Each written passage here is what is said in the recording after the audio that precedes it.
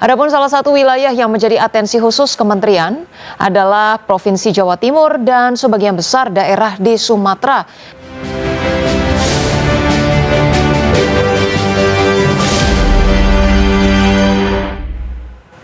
Pemirsa, Menteri Sosial Saifullah Yusuf mengungkapkan bahwa pihaknya telah merampungkan pemetaan zonasi wilayah di Indonesia yang paling terdampak oleh fenomena hidrometeorologi kering pada tahun ini.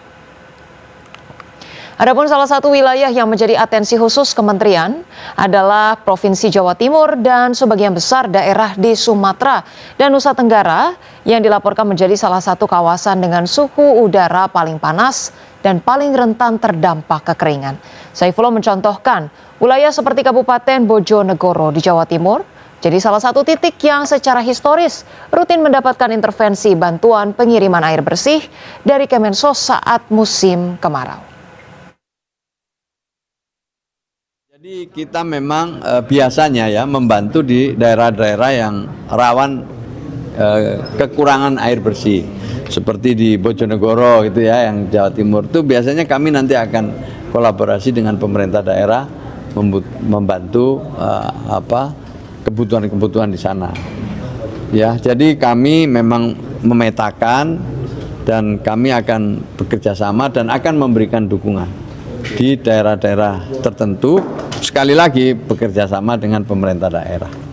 Gitu ya. Kita awali dari informasi pertama. Pemirsa, Presiden RI Prabowo Subianto menerima kunjungan kenegaraan Perdana Menteri Singapura Lawrence Wong di Istana Merdeka. Pertemuan tersebut menjadi bagian dari agenda tahunan kedua negara untuk memperkuat hubungan bilateral sekaligus memperluas kerjasama strategis di berbagai sektor. Rombongan Perdana Menteri Lawrence Wong tiba di Kompleks Istana Merdeka sekitar pukul 11 waktu Indonesia Barat dengan mendapatkan pengawalan kehormatan dari pasukan yang telah disiapkan oleh pemerintah Indonesia. Setibanya di Istana Merdeka, Presiden Prabowo Subianto menyambut langsung Perdana Menteri Wong di Istana atau pelataran Istana. Usai seremoni penyambutan, Presiden Prabowo dan Perdana Menteri Lawrence Wong dijadwalkan menggelar pertemuan Leaders Retreat di ruang kerja Presiden. Pertemuan tersebut diharapkan semakin mempererat kemitraan strategis Indonesia dan Singapura yang selama ini telah terjalin erat di berbagai bidang. Mulai dari ekonomi, investasi, perdagangan, hingga kerjasama kawasan.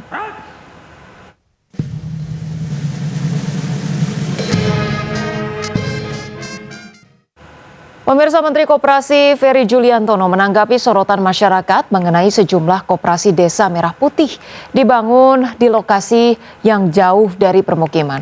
Ia mengatakan hanya sebagian kecil lokasi Kopdes Merah Putih yang berada jauh dari permukiman warga.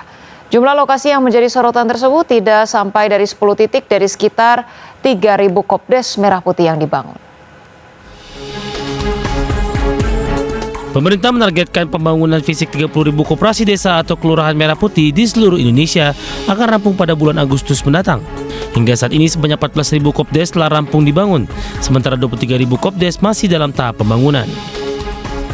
Menteri Koperasi Ferry Juliantono mengatakan lokasi pembangunan Kopdes tidak ditentukan secara sepihak oleh pemerintah, melainkan melalui proses musyawarah panjang yang melibatkan masyarakat desa setempat. Terkait lokasi Kopdes di beberapa daerah yang jauh dari permukiman warga seperti yang viral di media, Ferry memastikan jumlahnya hanya 10 titik. Meski demikian, pihaknya akan menindaklanjuti setiap masukan dari masyarakat dengan melakukan verifikasi, evaluasi, dan validasi. Langkah ini diperlukan untuk memastikan lokasi pembangunan benar-benar sesuai dengan kebutuhan masyarakat desa. Ini jumlahnya saya sudah hitung, coba bisa disebutin nggak? Kurang dari 10 dari yang sering kita baca di sosial media. Dari 30.000 yang bulan Agustus pembangunan fisik gudang gede dan alat kelengkapannya sudah dibangun. 10 yang dalam kondisi yang tidak ideal, menurut saya tidak bisa dikatakan itu kan sedikit persentasenya, dan tentu nanti kita akan lakukan proses verifikasi validasi. Sebelumnya viral di media sosial terkait keberadaan Kopdes yang jauh dari permukiman warga. Salah satunya berada di Desa Keditan, Kendal, Jawa Tengah, yang berada di atas bukit sehingga dijuluki sebagai Kopdes tertinggi di Kabupaten Kendal. Dari Jakarta, Den Helmi Sajangbati, Adesh.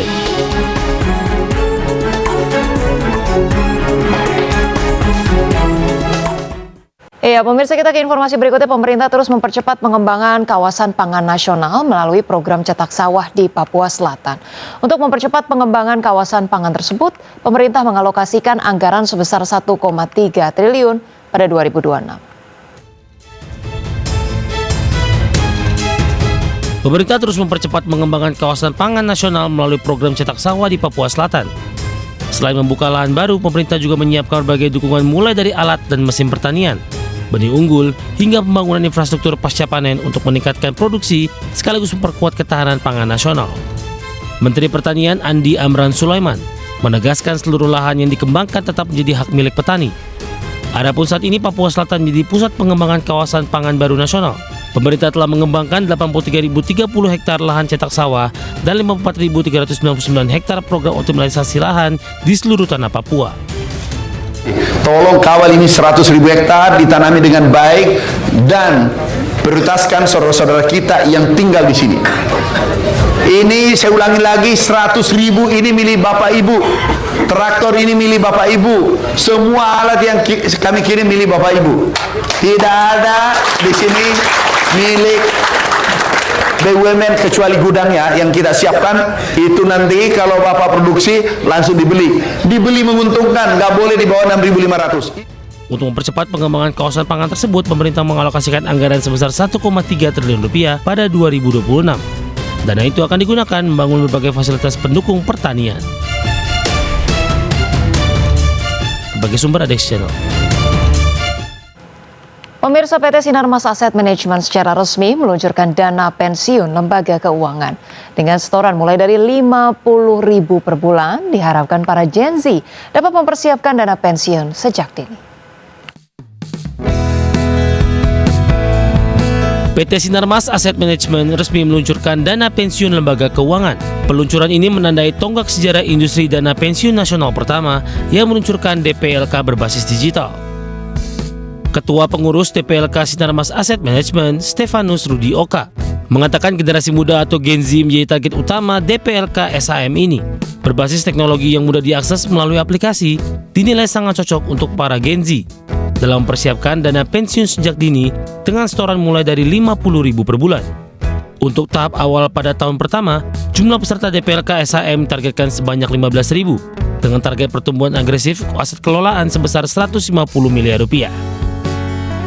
Kami dari Sinarmas melihat bahwa satu panggilan ya dalam bisnis kami untuk bisa berkontribusi kepada masyarakat Indonesia, khususnya kelompok pekerja, dalam memiliki program pensiun yang baik ya, yang baik dan juga bisa lebih memberikan benefit bagi kelompok milenial dan Gen Z saat ini. Peluncuran DPLK SAM ini sejalan dengan berbagai kebijakan strategis pemerintah dan regulator dalam memperkuat industri keuangan jangka panjang.